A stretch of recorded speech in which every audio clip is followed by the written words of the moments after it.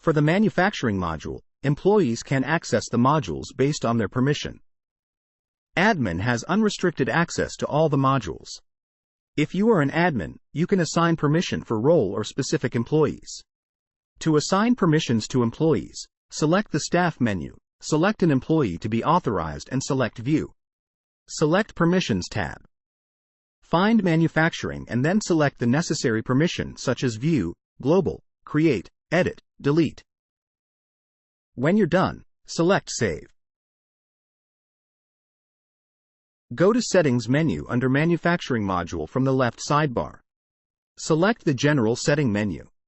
The General Settings screen is used to configure the prefix and next number for the bills of material, routing and manufacturing orders. And set cost per hour for work order. Enter the bills of material code prefix. At the next bills of material number, we can set this field to 1 if you want to start from the beginning.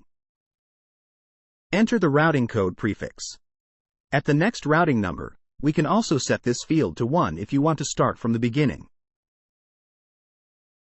Enter the manufacturing order code prefix. At the next to the manufacturing order number, set this field to 1 if you want to start from the beginning. Finally, set cost per hour for work order. When you're done, select Save.